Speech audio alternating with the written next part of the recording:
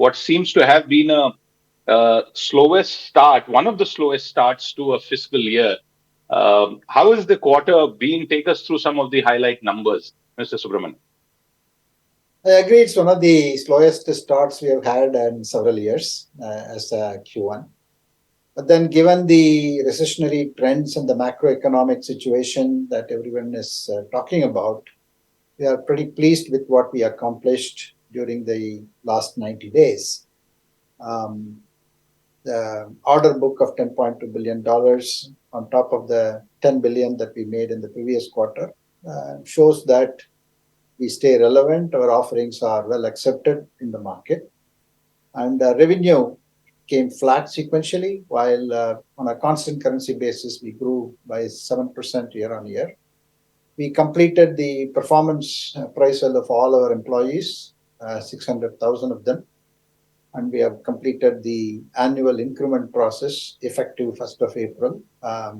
That's again a big accomplishment for us. And overall, I think we have met with a lot of our customers. Your dependence, I won't use the word over dependence because the US is still the largest economy. On the US market, do you see it being offset? US will continue to do well. And especially, US is investing heavily on innovation. They want to really work on the future of technology, like 2 nanometers and things like that. Semiconductor technology is something that they want to invest very heavily, and they also want to take the lead on the next G, which is the 6G technologies. And then there's a lot of effort that's going on in the North America. And I think there is a lot of discussion that's happening between India and North America to see how we can collaborate on critical and emerging technologies of the future. It means that, look, it should give us really a good base to collaborate with the innovators and large corporations in North America. What is the outlook as far as demand is concerned? And therefore, do you see a double-digit growth happening in the remaining quarters and for the full year? There are segments in which we have done well. I think for us, manufacturing is looking good. Life sciences, healthcare is looking good. Our regional markets and platforms business are really have done well, over a year-on-year basis. So there are businesses and markets which are growing on double digits.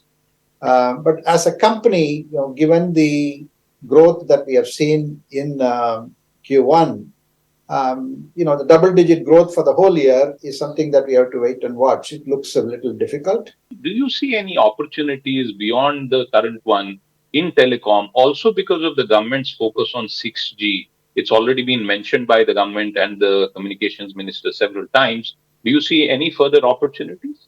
Recently launched a generative AI business offering called TCS Generative AI Enterprise Adoption. Explain this to us because it's a new thing. May not be a very big part of the portfolio, but what's the intent here? I think generative AI as a software or a technology is very interesting. It has a lot of potential. I think consumers like you and me, we already start to use it, and we are amazed at the capability and the potential it has. But then when you take some of these into an enterprise level, there are always constraints. There are always things that, what you can do with it and how you can do it with it, keeping in mind the overall cost involved, as well as make sure that the organizational competence and competitive advantage are always protected, right? There's certain things that you want to keep it within the company, certain things that you want to export it in the public domain, right? If you like the video, do like, comment, share and subscribe.